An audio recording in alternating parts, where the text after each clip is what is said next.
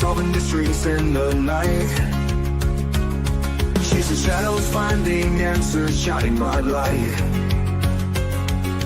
No one's left behind in the darkness, all alone. With a heart like a siren, she brings the lost ones home. Silent cries in the dark no longer have to be, for justice wheels keep turning, Granny on the beat. Broken voices find their power, call out hope again. When Granny's crime busters run, no victims left in vain. Bravery in her veins, truth she won't disguise. With a fire in her eyes, she's got nothing to deny. Granny fights for justice, never backs down from the call. For the voiceless and the missing, she'll stand tall. In a world full of shadows, she fights the unseen, a guardian of the truth in this wicked dream. Every story told brings her back to life. Granny's on the case, cutting through the lies. She guards the broken-hearted from the world that hides. With unwavering spirit, she wears no disguise. Searching for the lost pieces of a shattered life. Granny brings the dawn after a longest night. Whoa.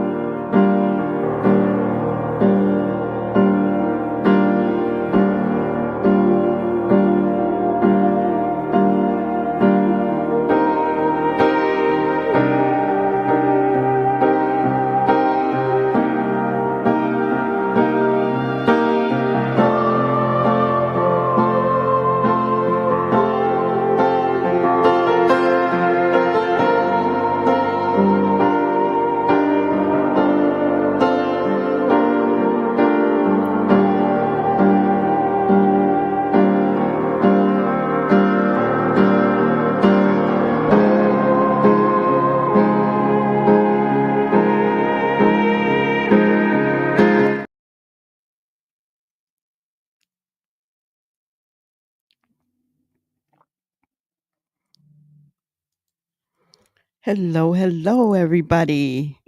How's everybody doing tonight? Or I should say this afternoon. I got up this morning and I was like, what day is this? That's pretty bad. Hello, Ginger. Good to see you. Oh, it has been an informative day. Guys. But I hope everybody's doing good. Today we are going to talk about intuition and going with our intuition, right? So intuition is the ability to understand something instinctively without a need for conscious reasoning or an explanation. In other words, going with our gut. So I don't know about you guys. I always have a gut feeling, but I always question it. I shouldn't say always, but I usually question it. And 9 times out of 10, I found that when I didn't go in the direction of my gut, I ended up being wrong. Hello, Donna. Good to see you. Glad to have you here. And so our friend Mike D, as we're going to call him, we went through this before, so you'd have to go back and look at other videos for why I call him Mike D. But he has a good video, a short video out about intuition in statement analysis, right? And he pretty much tells us go with your intuition because it's usually not wrong, right? All right, so I'm going to go ahead and share my screen.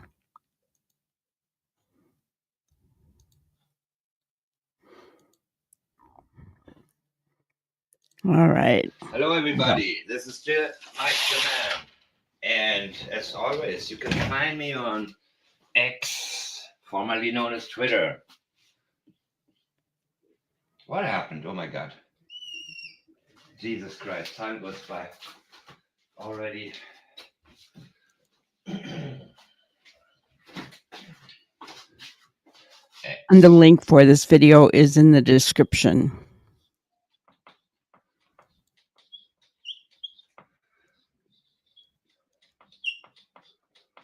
Intuition. What is intuition? I know some of you who have given me many great statements. And it seems to be there are 3 or 4 of you who automatically pick out the best ones. And in statement analysis, what I have come to realize on my own, the statement analysis process is a necessary one in order to pinpoint areas that need to be more investigated or areas where you can dismiss you can move away from. The most important thing in law enforcement is that you never stay on the wrong track. And how can they do that? I mean, I talked about John Walsh before. When his son Adam was missing, he volunteered immediately to take a polygraph test. And why wouldn't you? When your child is missing, that is not a time to be proud or offended or talk about the. Today is Saturday, February the 1st. Sorry, Hello, guys. everybody. This is still Mike the Man. And as always, Let's see if we can get back to where we were. I touched my screen because it was statement analysis, what I have come to realize on my own, the statement analysis process is that you never stay on the wrong track. So what he's trying to say there is that law enforcement will not, follow a statement that doesn't feel to be true, right? That feels to be wrong or not important, something like that, right? They have to stay with what feels right, with what seems to be right. And how can they do that? I mean, I talked about Hello, John Brenda Walsh Joe. before. When his son Adam was missing, he volunteered immediately to take a polygraph test. And why wouldn't you? When your child is missing, that is not a time to be proud or offended or talk about the haters out there. When the police probably told him, of course you're a suspect. The family is always a suspect. When a child is missing, unfortunately, due to statistics, the father especially would be a suspect. So what do? You go and take a polygraph test and say, okay, now please, now that I am cleared, which isn't 100%, but it's still better than nothing. I am clear enough to where you can forget about me and put all of your energy towards finding out what happened to my son. Because we don't want police to drag their feet. And they will do that if they are torn into too many different directions. They're probably more likely to say, well, we don't have any leads. We have like a million leads, a million possibilities, but where is the smoking gun here? And intuition is, if anybody out there, I don't care if it's law enforcement, a statement analysis, if they tell you intuition is not important, you can still possibly learn from them something. But what they are probably having,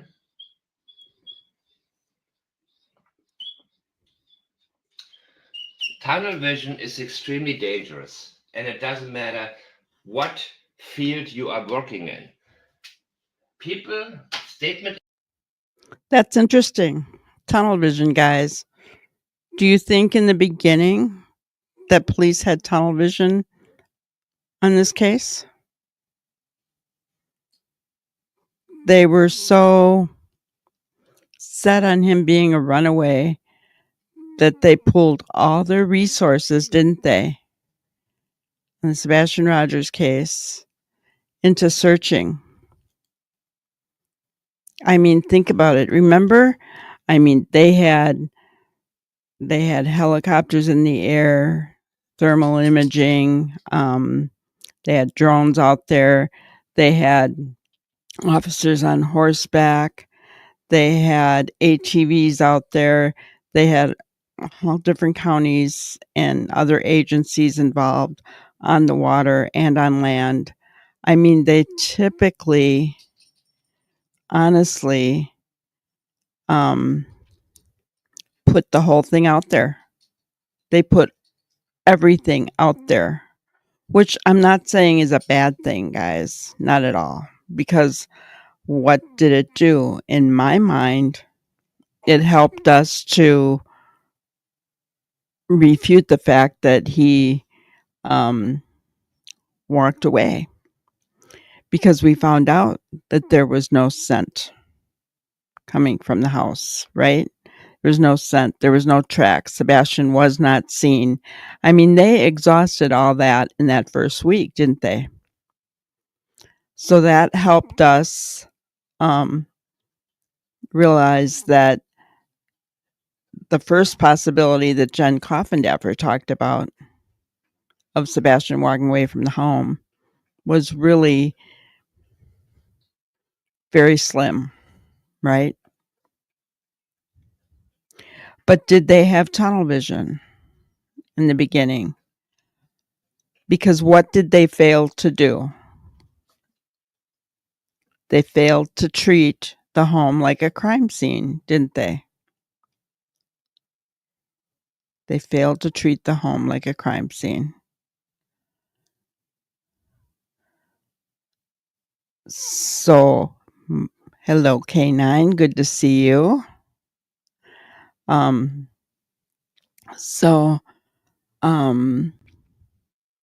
think they had a bit of tunnel vision. Were they ignoring their gut because maybe the Proudfoots, the Bowersox, the family itself was known to them? And Katie said he walked out the door, or I don't know why he walked out that door, right? So instead of maybe going with their gut, they went with a narrative, and they had tunnel vision. It's a thought, guys. I'm not saying it's for sure, but it's a thought.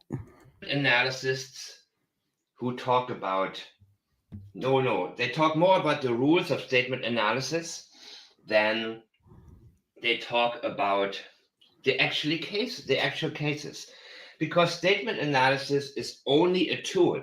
It is a fantastic tool, but it is a tool. So you got to be very, very careful not to elevate whatever it is you yourself are doing above everything else. We have so many aspects here. We have the canine gators, we have the canines, and we have there is a mass. What it takes to solve a case is a combination of everything, but it depends on the case which is the most important. So when that person does 10 videos about Chris Proudfoot and forgets to look deeper into the last person to have seen Katie alive, to have seen Sebastian alive, there are rules to statement analysis which are very, very good. Intuition is more powerful, I think, if it is truly your intuition. And statement analysis can help keep us in line and verify it. And what is important about it is that you can unplug very easily when you just know you're on the wrong track. This is not what I need to be looking at. I have seen pages and pages and pages of statement analysis, and yeah, it was all correct, but at the end, it didn't help. It didn't help us. The results were Chris Proudfoot is an abuser. Chris Proudfoot had several issues. Chris Proudfoot is deceptive, but there are no answers. The key, in my opinion, to being good at anything is A, to have the passion about it, and B, intuition. Many of you who have not looked into statement analysis previously have been sharing with me statements that I have previously overlooked. And I've overlooked them partially because I thought, okay, I need to follow my approach. I cannot listen to my intuition. I cannot, I need to just go so systematic, step by step, that I cannot allow myself to think ahead. Well, that is true in the moment that we have a statement and a sentence. I have just realized recently the best thing for me to do is not even read the whole sentence if possible, but start from the beginning with the priorities, everything, and allow the statement to speak to me. We misinterpret statements. In society, we have been conditioned to misinterpret statements, vague statements. It has become the norm. We are not taught to research, but we are taught to argue our opinions, not learn from facts. So That's interesting. We're taught to argue our opinions. Isn't that interesting, guys?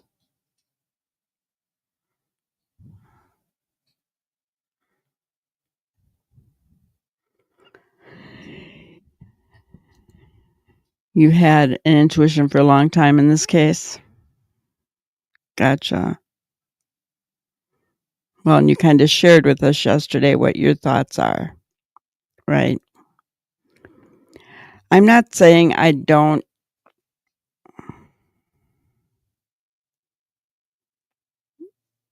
have a gut feeling, but honestly, I haven't shared that gut feeling.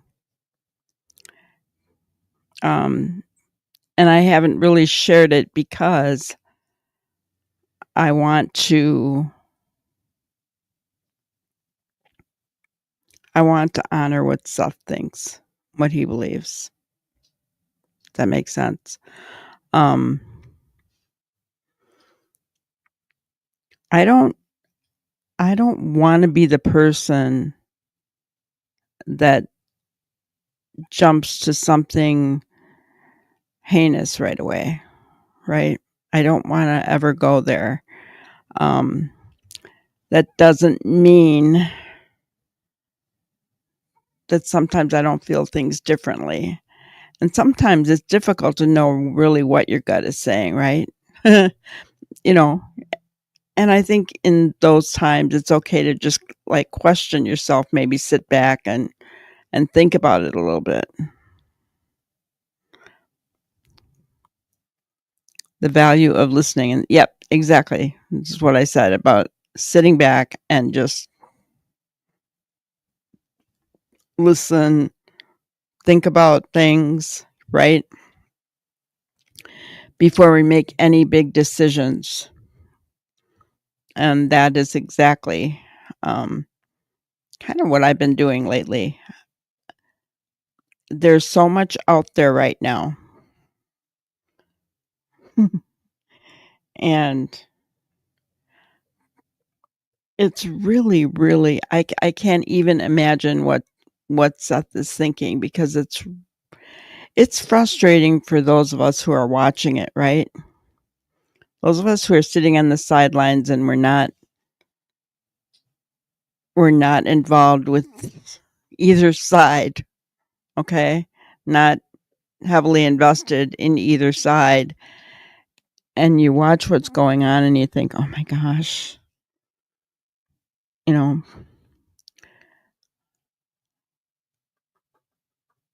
and it almost seems as though they've flipped narratives. I remember when the one side was pushing the narrative that Sebastian was gone. Now they're not so much anymore. As much. But now the other side is somewhat pushing that. So, you know, I think where I'm at is I want the truth. I want the truth.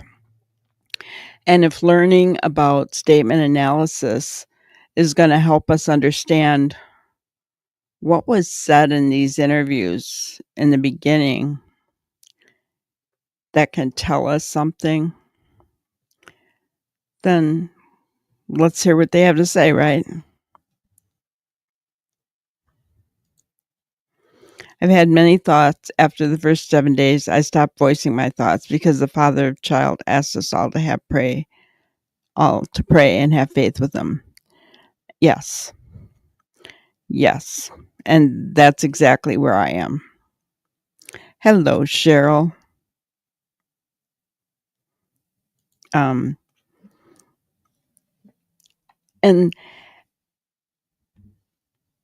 And I do that not just because Seth asked us to, but because of, if it were me,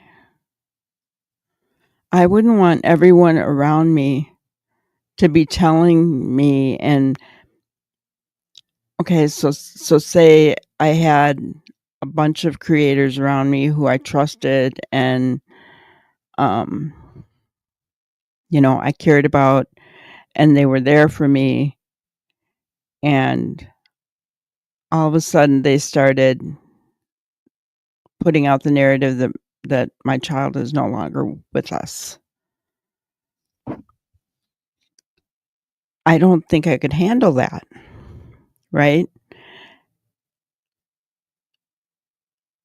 And yeah, I mean, we're going on a year, but that doesn't mean anything. Jen Coffindaffer talked about 2 cases where the kids came home later. So it can happen, right? It can happen.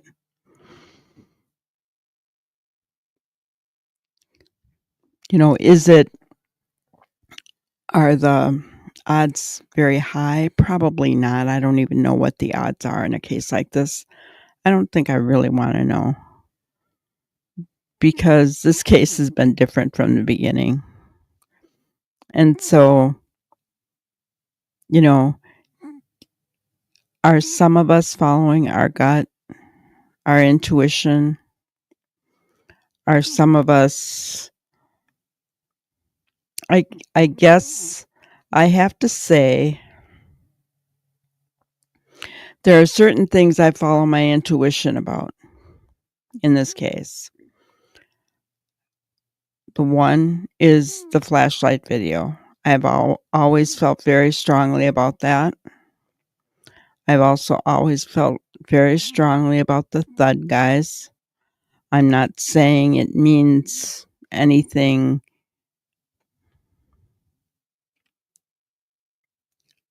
I'm not saying I'm thinking he's gone because of the thud, but I am saying I think the thud is important in this case.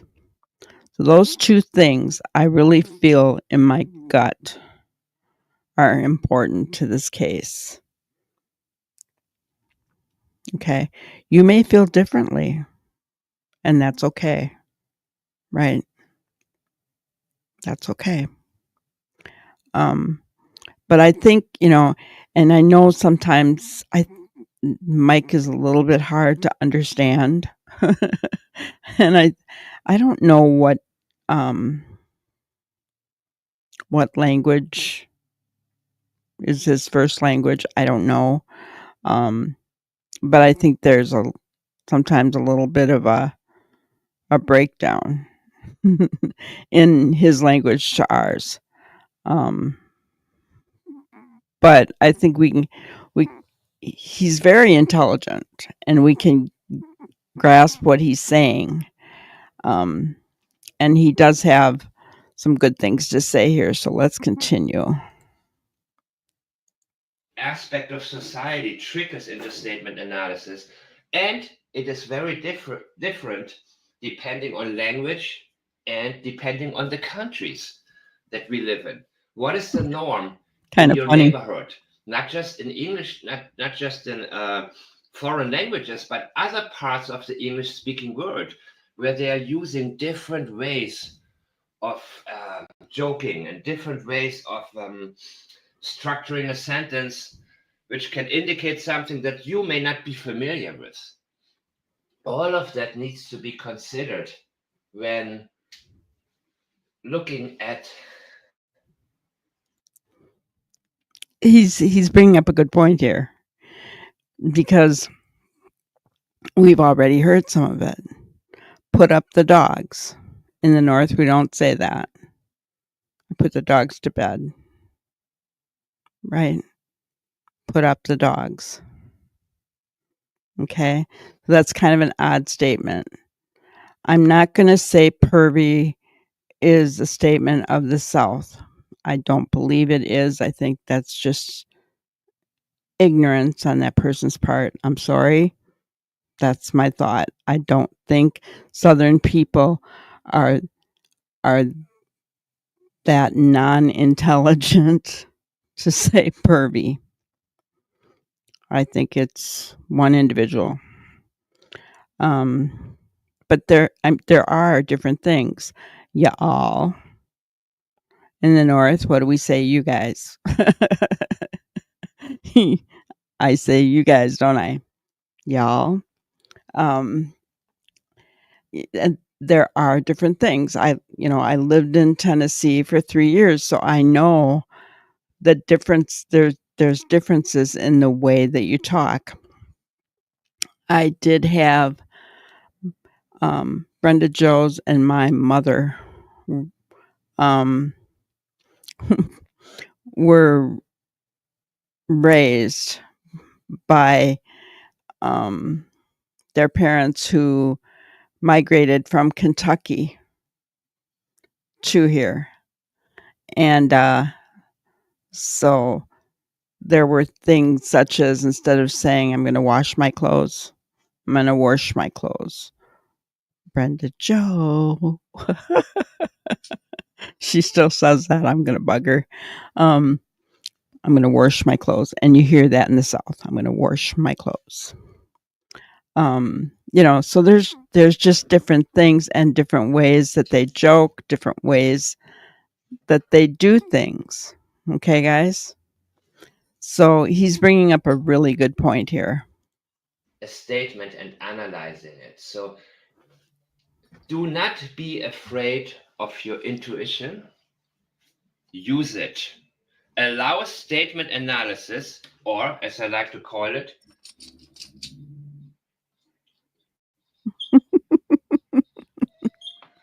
intention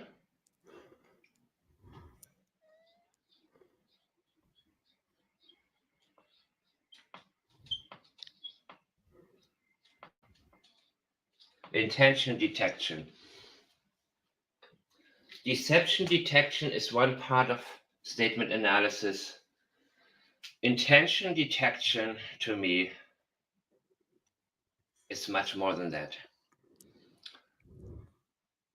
It can be good intention, it can be bad intentions. What we want to do is allow a statement, the analysis, to give us information that can be good for the subject and bad for the subject. We can see, okay, this guy, he's deceptive. Or, wow, this was a very strong statement. I'm not going to look at him. I know he didn't do it. Unless he's a sociopath and able to make strong statements that are incorrect, which is very rare. But in the case of Katie Proudfoot, she is one of those. I had to stop there. So, K9.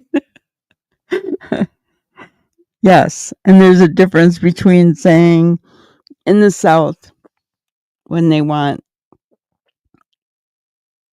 a soda, right? They'll say, I want a Coke. And then the waitress will say, what kind of Coke do you want?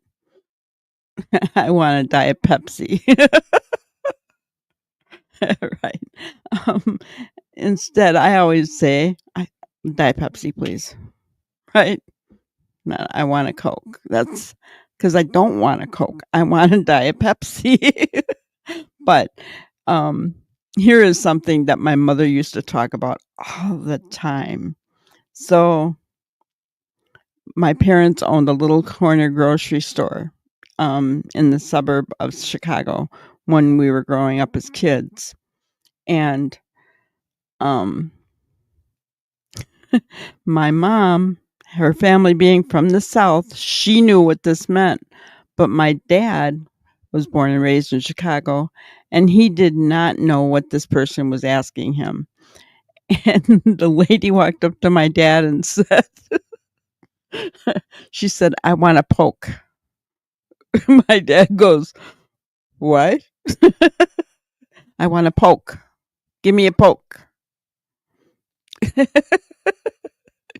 My mom was, like a few feet away from my dad. She was doing something else for a customer. And when she was kind of giggling to herself, and finally, I think like after the third or fourth time where the lady said, I want a poke, my mom goes up to my dad and says, Ralph, the lady's asking for a bag so she can put her potatoes in.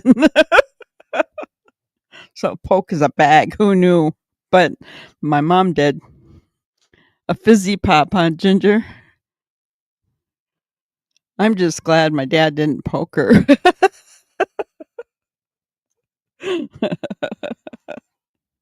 Oh, gosh. So, yeah, even in America, there's things that we don't understand about each other, right? I mean, some of them are obvious. Coke, pop, um, a water fountain or a bubbler. There's just different things, but a poke or a bag, a sack or a bag. And then how we say that. So I say bag. How do you guys say it?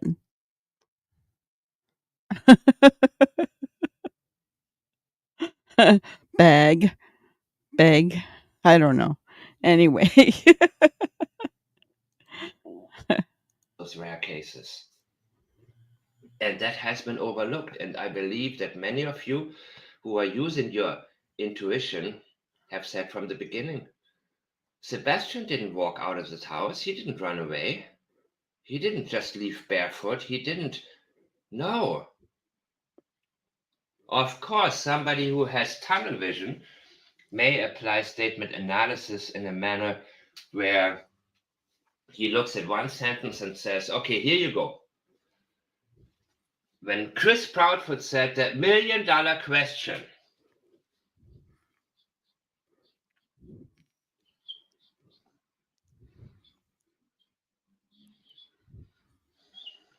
the $1 million question, why did Sebastian walk out of that house? Please listen to me for 1 minute. You need to realize that what Chris is talking about doesn't need to come from him. What I have previously said, Katie Proudfoot is known to be very intelligent. I think she is highly intuitive. I think she's sociopathic. I think she has an excellent sense of perception. She sees herself the way she's able to Oh. basically look at Awful herself through canine. the eyes of others or at the situation she is in through the eyes of the public. She places Be so herself in a mean. manner that it looks like a kidnapping. And Chris Proudfoot is, of course, boasting around and talking. Chris has an IQ of maybe, I don't know, I mean, significantly less than Katie. He's probably with Katie because she's, she got what he has. She is, well, not important. Oh, guys, I didn't realize that. Oh my gosh. He doesn't like Chris Proudfoot, does he? Oh my goodness. I just want to say that the the opinions of Mike D are not necessarily the opinions of this channel. Oh my goodness. Yeah, that would be sad, Canine. That's terrible. That's awful. That's awful.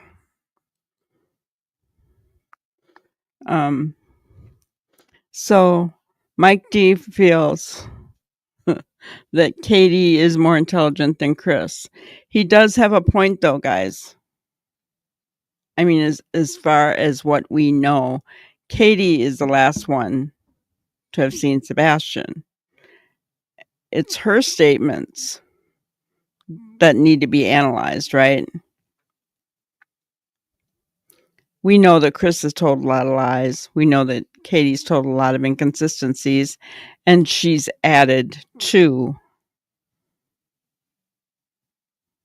her statements. So he's right. I mean, she's the one that should be analyzed. The problem with that is she did the least amount of interviews out of all of them.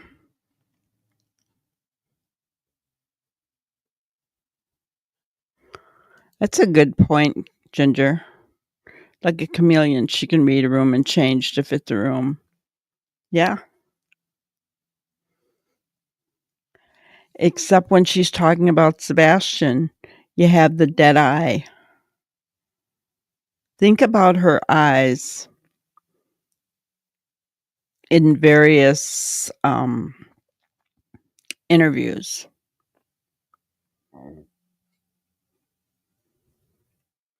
When you think about her eyes in the Nancy Grace interview, right? Just nothing there. Dead eyes. And there was that other one.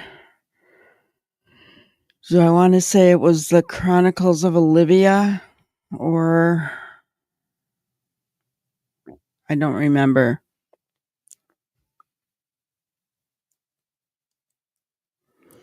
And she knows enough not to talk. And that's why now she's pled the fifth.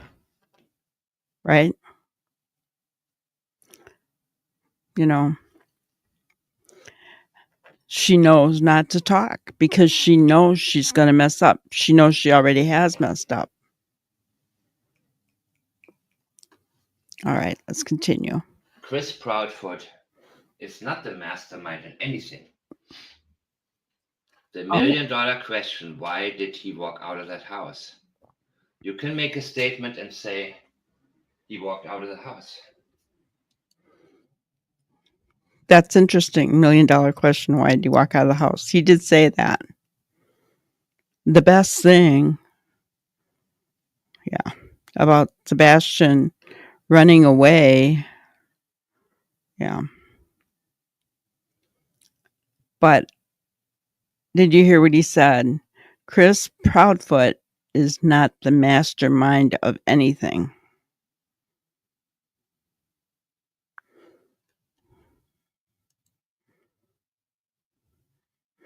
Yeah. I thought they both were. Neither one of them really knew what was going on. I agree, K9. So, okay. So he's saying Chris is not the mastermind. And I guess I've always had it in my mind he was, because of his controlling anger, right? He wants to control the situation. But is that a Southern thing as well? Is that just a Southern thing? I'm standing up for my woman.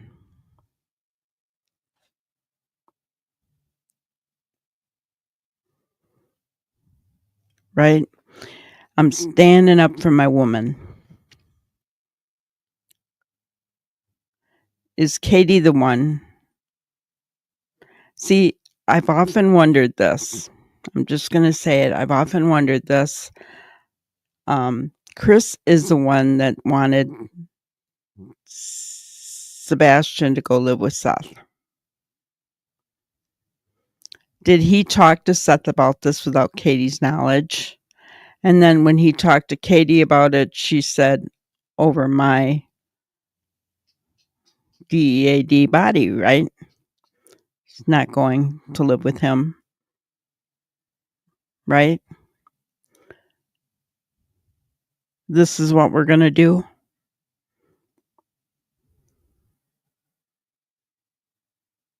And then ever since, Chris has been, Chris stands up for Katie and his mother and his truck.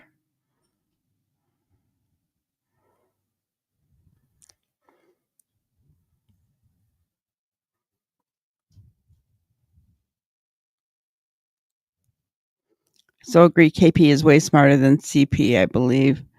She is the spearhead. Interesting. CP is just a distraction that allows KP to stay quiet. That's interesting, too.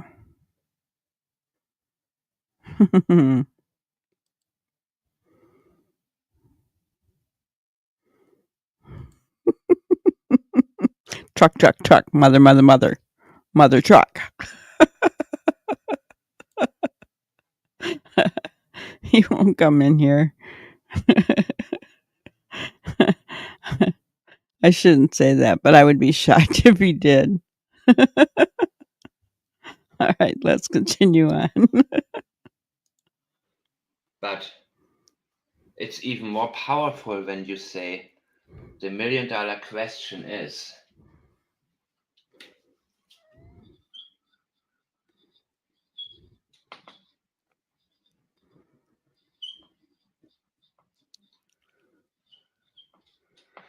when you say it like that, you're already forcing the listener to assume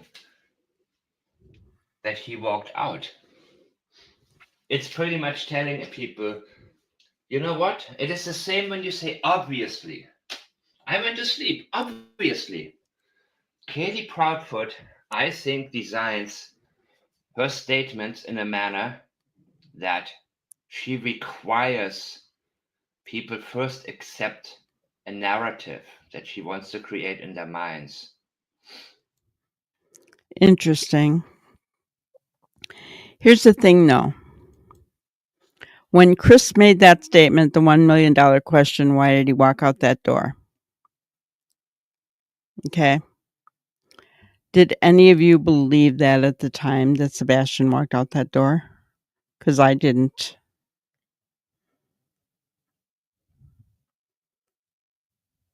Because I'm thinking by then, by the time they started doing their interviews, guys, that first week was gone and over with. And we pretty much knew that possibility number one, right? Possibility number one was slim to none. That he didn't walk out the door.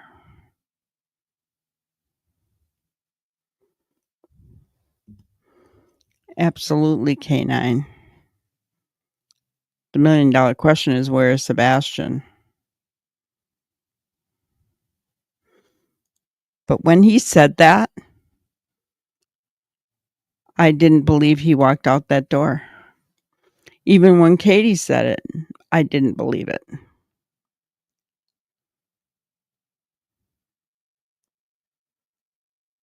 When she was crying and said, I don't know why he walked out that door.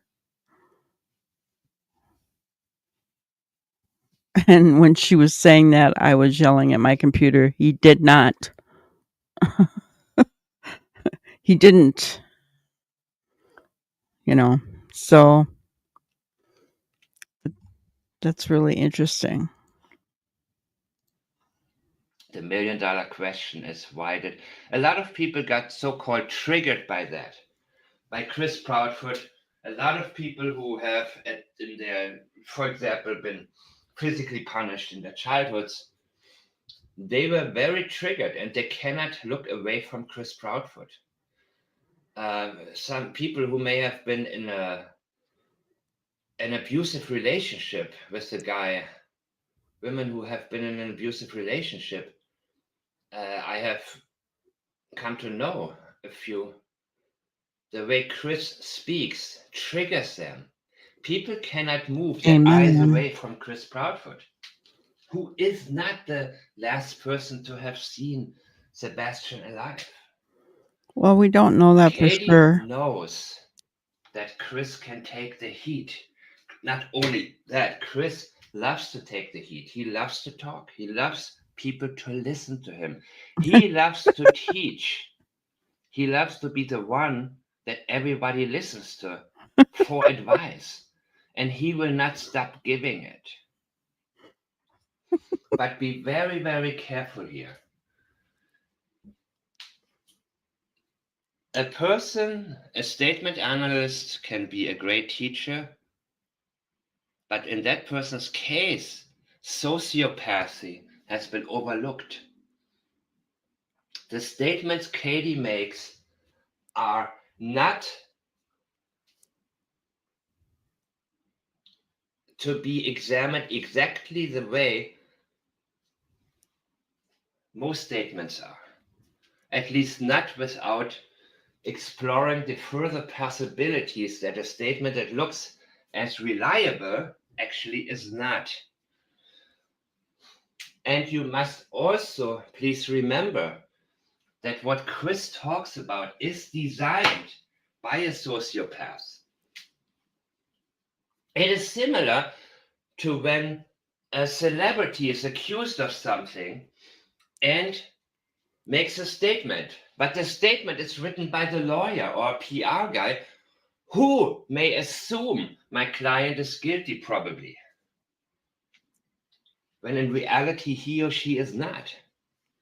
So we gotta be very, very careful with who is the actual author, who is the mind behind it.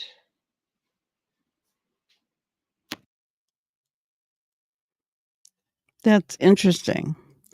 Okay, so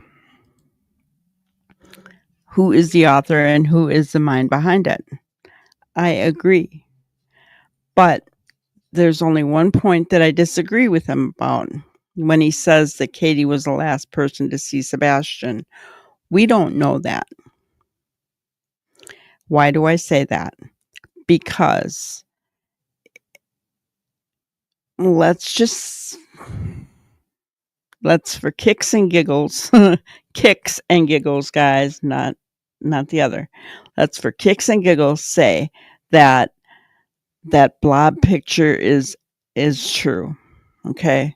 So you got Chris carrying Sebastian with Katie behind him. Okay. So Katie's the mastermind though behind it all. All right, but we know one person goes running back to the house. And did Chris go with Sebastian? Then it's not Katie's not then at that point the last person that saw Sebastian. Do you see what I'm saying there? Hello, dreaming of blue skies.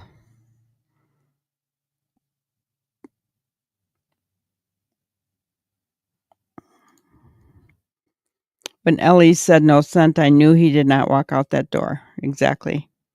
And when KP totally shut down when they talked about the flashlights, I knew she was the planner. Yeah. Yeah. Absolutely. And she hasn't talked after that, has she? That's interesting, Ginger. Yeah.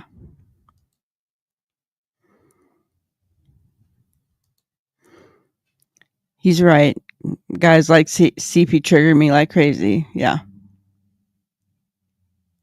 You're exactly right, K9. I've had the same thing happen to me. And he does trigger me. He does. But that doesn't mean that I can't look at him differently. That I can't look at the possibility that he's just doing what you told him to do.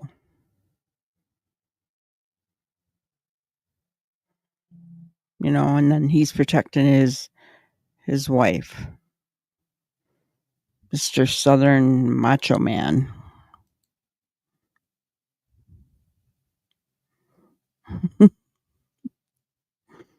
I'm singing your song.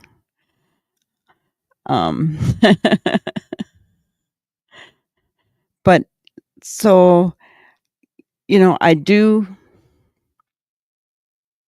think he's onto something as far as Katie being the mastermind. I guess I never looked at it as someone being a mastermind of anything, but you know, she did kind of plot the whole divorce with Seth, didn't she? From everything that we've heard now.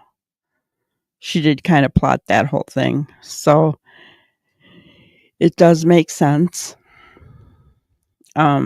We also know from her relatives that she was spoiled, used to getting what she wanted and what she wants.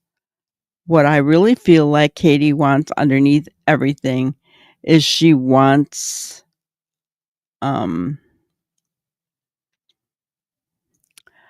prestige. The family has pull in that town. She wants a prestige. She likes just the way she was holding her hands and stuff when she was eating. Like, I'm better than you are. People that hold their hands a certain way. I don't know if you guys pick up on that, but I do. I'm better than you are, you know, kind of deal. And so I think that's what she wants, but she's sadly mistaken now. Because after all this, no one is going to look at that family or her in the same way ever again. No one will.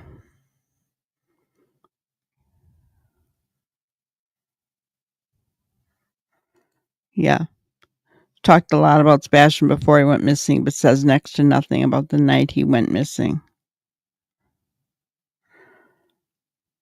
And what she did say was a lot of negative.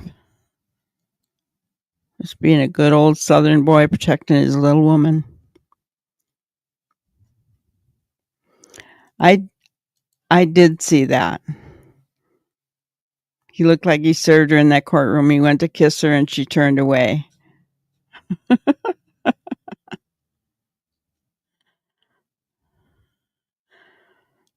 That look on her face at the roadhouse still haunts you. Yeah. I remember just looking at her and her actions. First, I think she was scolding Sebastian or telling him something he didn't want to hear. Because then he violently kind of shook his head no. And then she had her elbow on the table and her hand up in the air and kind of her fingers together, but her wrist was slightly tilted back. To me, that's a sign of I'm better than you are. Just irritating to me. Very, very irritating to me. I don't know why that kind of stuff bothers me, but that's what I see in her. She married somebody whose family was important and had ties and connections in that county and money. And I don't think she really wanted to work. But I think Chris had already paid for Nina's other kids. And he didn't want to do it again. I could bet you guys 100%. He didn't want to do it again.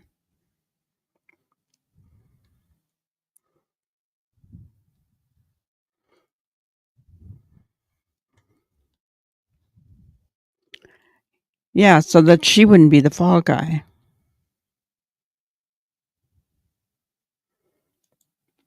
No, and you know how people feel about, you know how inmates feel about someone who hurts a child. You know, there is another, if I can find it here.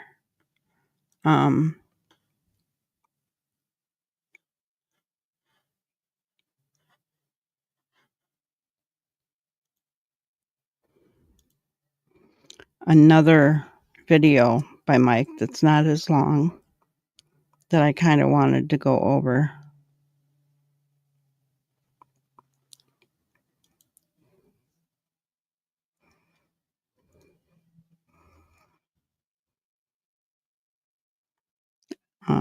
Yeah. Is this one.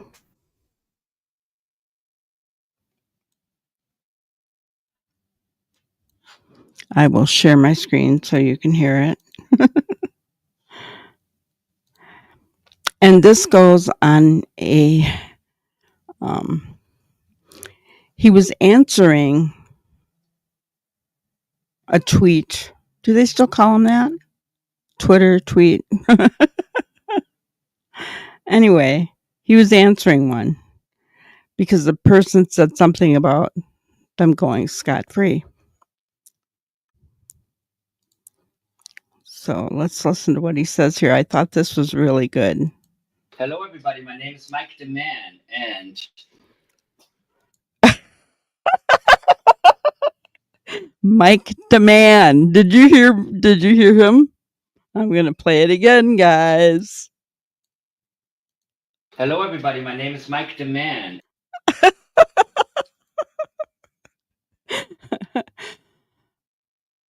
Oh, so some of you might not have been here, but I was trying to say his name and I couldn't pronounce it the other night. And I said, Mike Damon, Mike the man, and then I said, Mike the man. And he says it just like I said it. Oh, guys.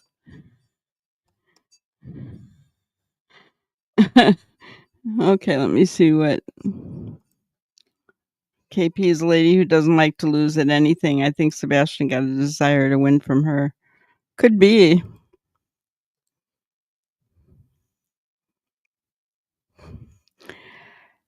Not when she ends up in prison, though, Ginger. County jail is different than prison. They get a rude awakening when they end up in prison. Okay, nobody's laughing at the demand thing. Really, you guys?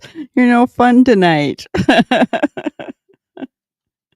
I'll take myself off the screen here so you can see this. And statement analysis is also called deception detection. Now, I do not like the term because deception detection is only a part of it. If you remember my last video, I talked about Patsy Ramsey. And I mentioned the statement that she made when she was in the police station, a very powerful, strong statement, a strong denial, where she said, I didn't do it. John Ramsey didn't do it. I'm looking at the reliable denial.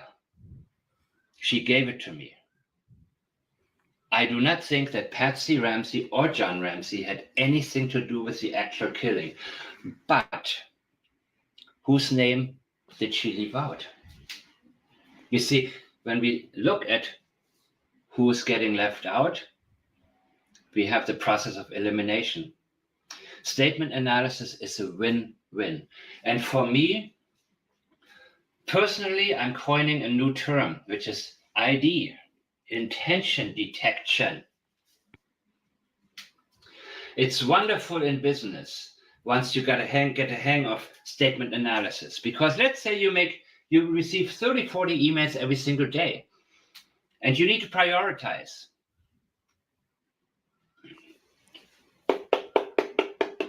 Many times in the first sentence of an email, they're telling you their intention. Often even already in the subject line. The intentions can be good. The intentions can be bad. The intentions can be urgent, or they can have a little more time. Intention detection, deception detection is a part of intention detection, actually, because if the intention is to deceive, that will be detected. So this one is exactly what I will now apply to a statement that I've already examined previously. And it is by the private investigator who says he works for Chris and Katie. Now, Dr. Bounty Hunter made a suggestion previously, which this is in reply to. I believe it was Dr. Bounty Hunter or one of his friends, that a truth serum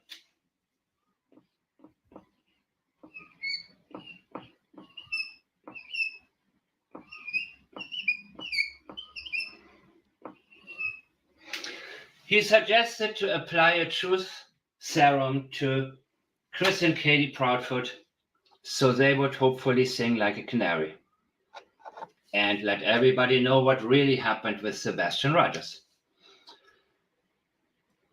This statement has been sent to me, and it is by somebody who is pretty intuitive when it comes to separating the statements, the good statements from the long list of statements that are not really important. The best thing I will now go through this one by one. Previously, I would read the whole part first. Let me not do that. Let's go very systematic. The best thing.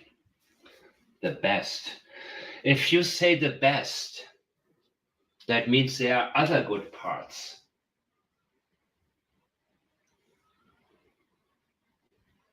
Mind you, he also doesn't say the best thing for them. He says the best thing that could happen. That's very powerful, right? Happen to whom? To the Proudfoots? He didn't say that. He says the best thing that could happen. If somebody is responsible, somebody, one person,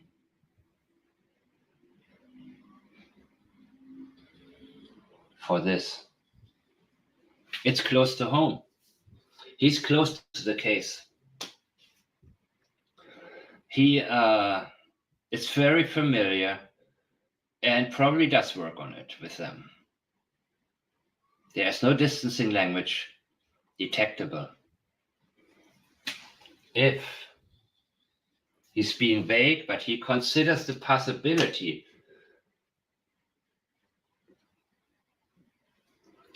Who is this one person that is responsible for this? Is that if they get drugged by these people, now this is also interesting. He doesn't say those people, which may explain why I am hearing what hasn't been confirmed about a Netflix special coming up, where people who actually are enemies on Twitter seem to cut deals behind the scenes. But that's a whole other thing you're gonna find out about probably. Drugged by these people. Because then they get off scot-free.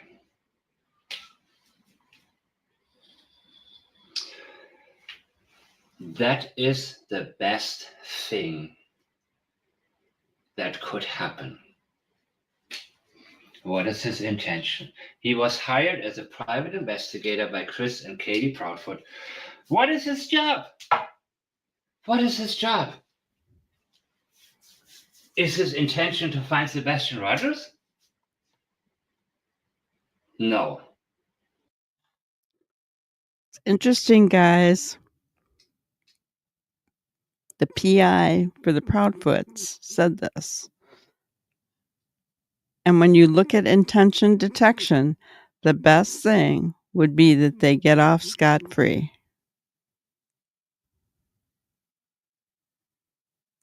Scot-free without receiving the deserved or expected punishment. I remember him saying this, but I was the statement I was really confused about. So I'm glad that I played this because it helps, right? It helps you to understand what the intention of this whole sentence was, because you get lost in the middle here, don't you? I do. I get lost in the rest of it. Is that they get drugged by these people? No. The best thing is that they get off scot-free. He knows, guys. He knows what we know in our guts, right?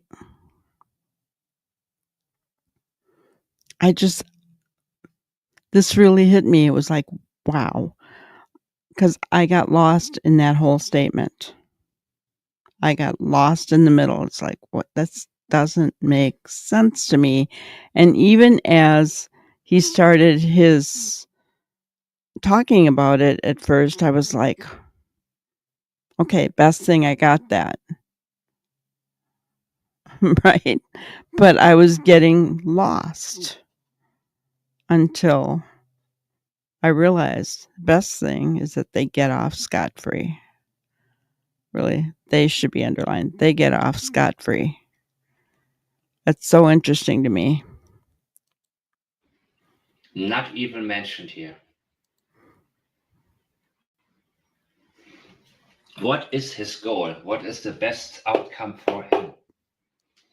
The best thing that could happen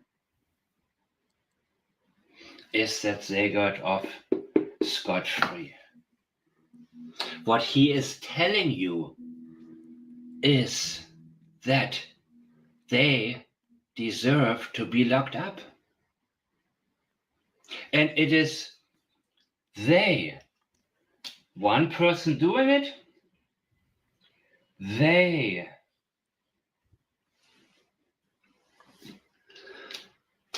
The discussion and the suggestion with the truth serum was Katie and Chris Proudfoot. They. Wow, guys. So if somebody, one person, did it, but they get off scot-free, it's kind of like what I was saying, right?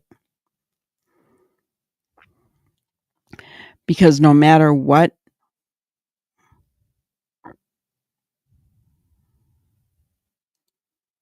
he's trying to get the reward money.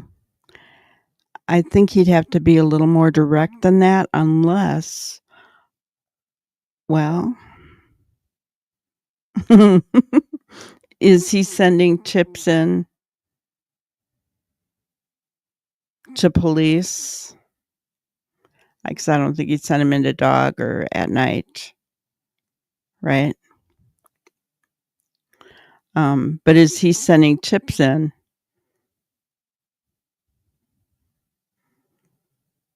Without them knowing, to get the reward? That would not surprise me. That would not surprise me. But what I was saying is, even though I won't show or promote the doggone grainy picture that everybody else is showing and going with, I do think something like that happened, because I believe that Sebastian was carried out of the house. He had to have been carried out of the house, guys, because he didn't walk out. Yes, there have been a lot of false leads and tips and leads sent in.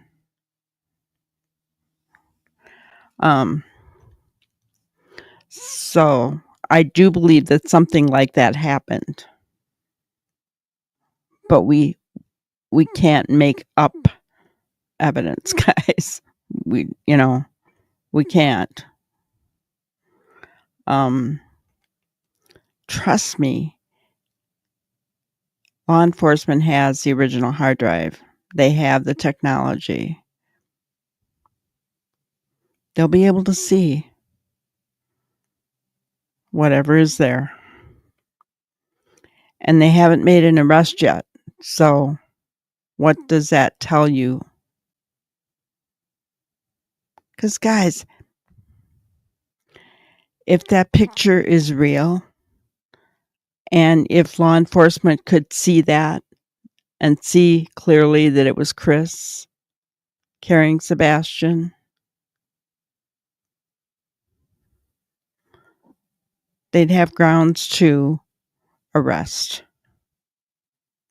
And there's been no arrest yet. So think about that, okay? When you're watching this picture being promoted out there, think about the fact that there's not an arrest yet.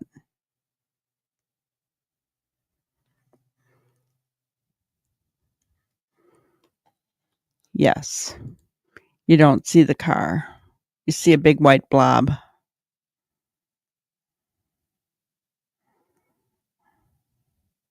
I'm really, really afraid that because we want to see something, that we're going to find out that somebody manipulated something. With all the technology, Ring doorbells, security cameras, if he walked out on its own, it's very likely that at least one camera somewhere would have picked him up. Well, exactly. And Dreaming of Blue Skies, we went over that kind of yesterday. It was possibility number 1. I'll show you what we went over yesterday.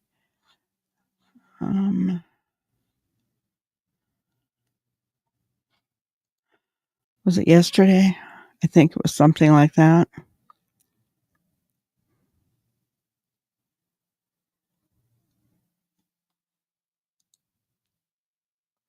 Okay. So the first possibility was Sebastian walked out the door and Granny's Crime Busters doesn't believe it because there's no scent, because there's no evidence, there's nothing to show, security camera or otherwise, said he walked out the door. Possibility number 2 was that he was abducted by someone other than family, third party. Once again, we talked it over, and Granny's Crime Buster doesn't believe that either.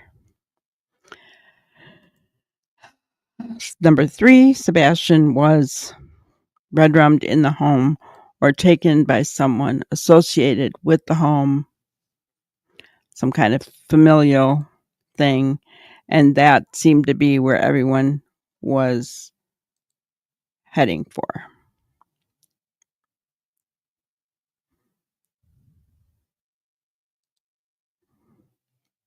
Hong hinted that there was never a trip to Alaska. And we do know they were seen in Oregon, even though Chris denies it.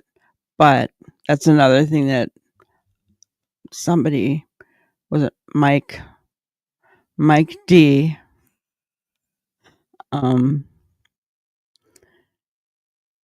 debunked as well, because he said when someone says nope confidently and immediately, it's a sign of deception.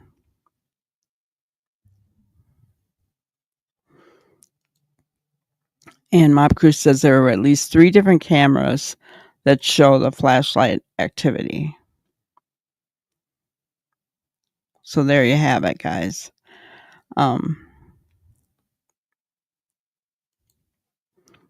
And, you know, I know it's not a popular stand for me to take because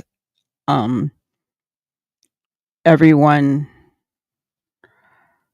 wants to think that that picture is real, right?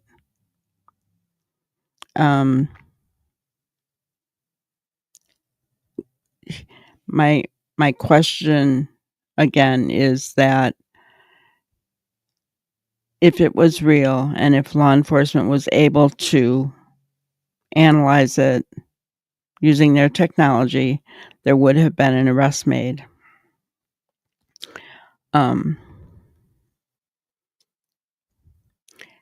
the other part is I won't give credence to it because I respect Seth and his feelings. And until or unless there's actual evidence saying that Sebastian is no longer with us, I'm not going to go there.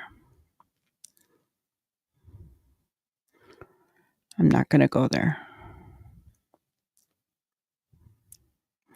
So, you know, the possibilities that Jen came up with, in my opinion, were very real. It's just that number 3 here could be several different things, couldn't it? He could have been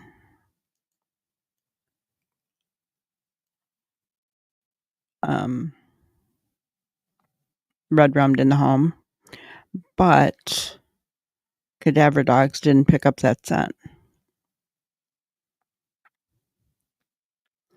So that kind of takes that out. The other thing that we have is that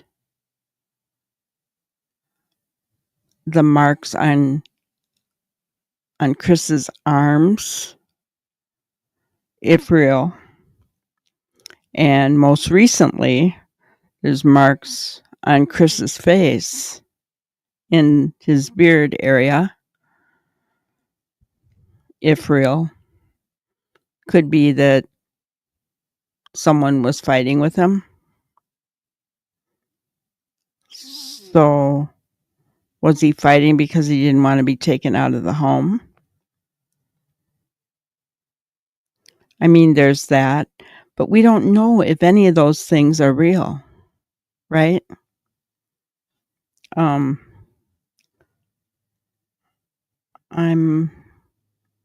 trying to remember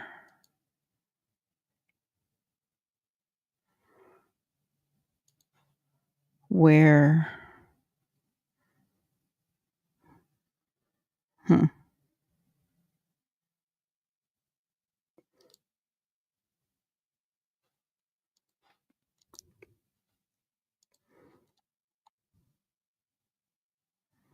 I don't know. I was trying to look to see about those pictures on. Have any of you guys seen that? Yes, 18 is the age of majority in the U.S. Ginger, do you still have that link for those pictures of Chris's face?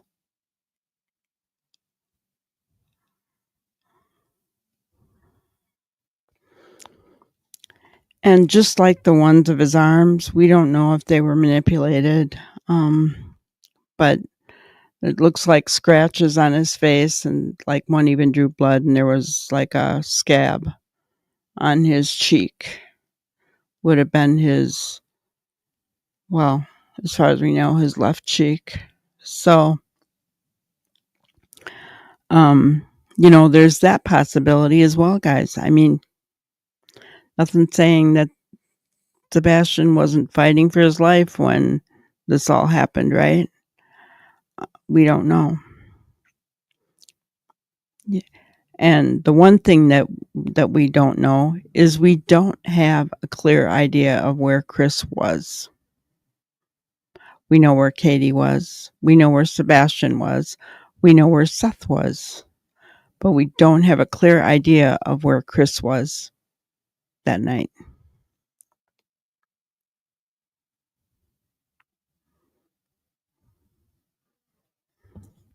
Okay.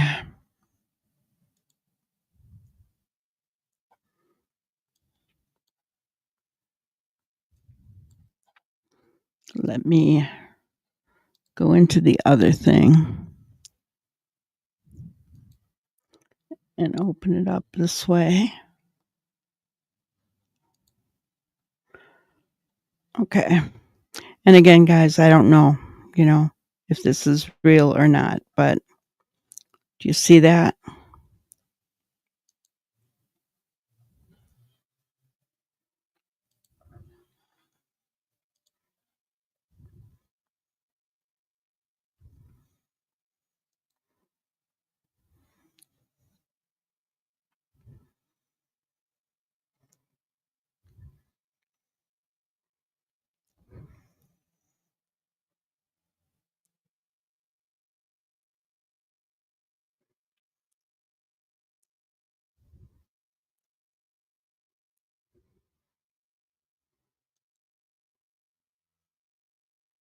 Okay.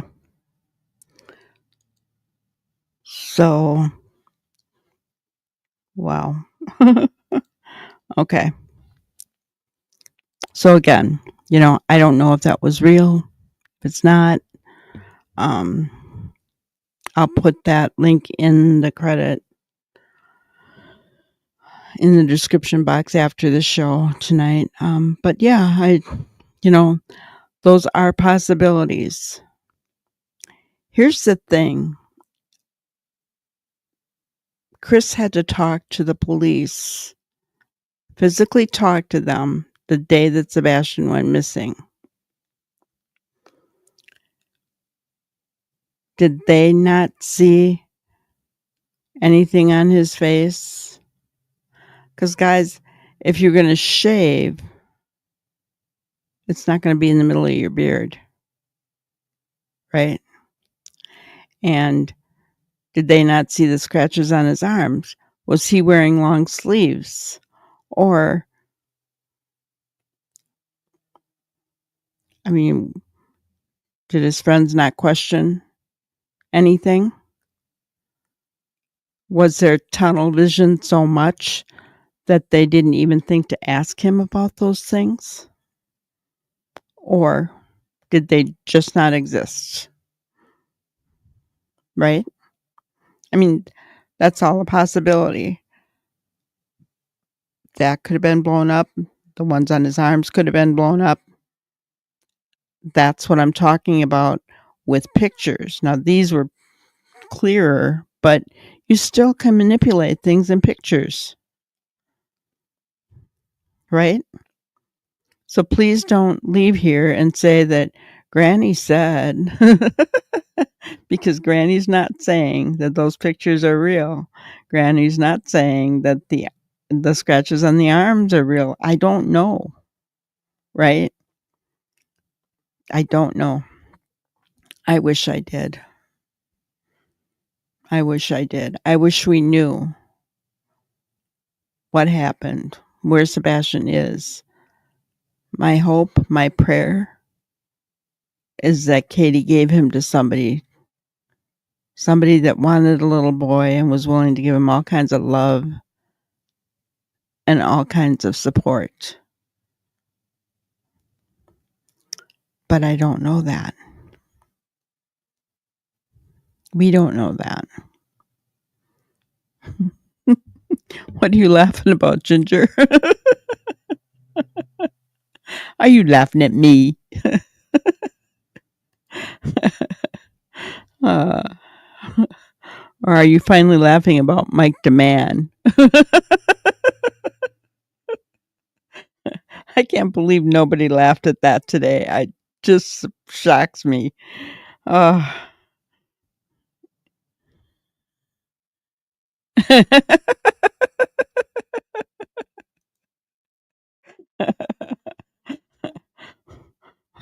Well, maybe they'll come and watch and like the video. Jackie. Don't blame Granny. Gotcha.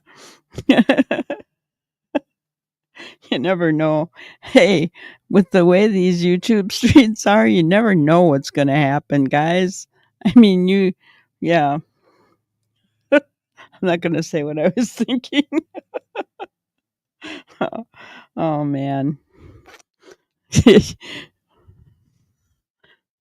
I mean, I have never seen such crazy stuff as when I started my YouTube channel. It's bad enough you got all this stuff that happens in real life, and then you got the weirdness that goes on in the YouTube streets on top of it all. I mean, yes, K9, the truth will prevail. The truth will prevail. We have to keep praying. And guys, for whatever reason, I have been getting these, let's go with that. Okay. We'll go with that. You're allergic to bee stings. Brenda Joe is too. I don't know if I am. I haven't been stung by a bee since I was really little. So I don't know.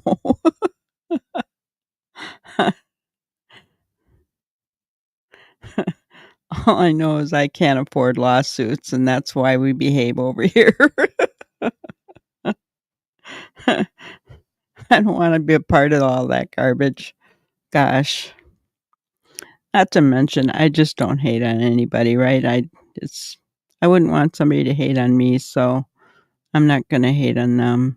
Treat others the way you want to be treated is kind of how I like to live my life. And that's what it is.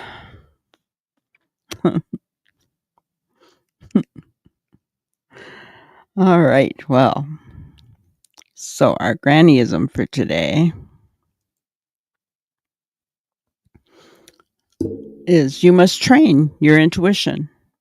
You must trust the small voice inside you which tells you what to say and what to decide.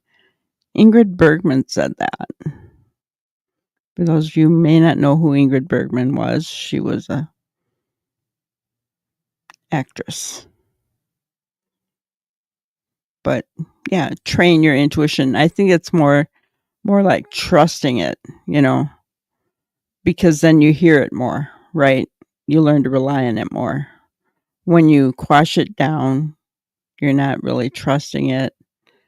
And so you're kind of training yourself to begin to trust it better. Trust you what to say, what to decide, keeps you out of lawsuits, keeps you from getting yourself into trouble, from saying things in chat you might end up getting in trouble for, right? Yeah. Yep. My dad's too. It was kind of the generation before us, wasn't it? My dad loved Doris Day. He just, for whatever reason, he loved Doris Day.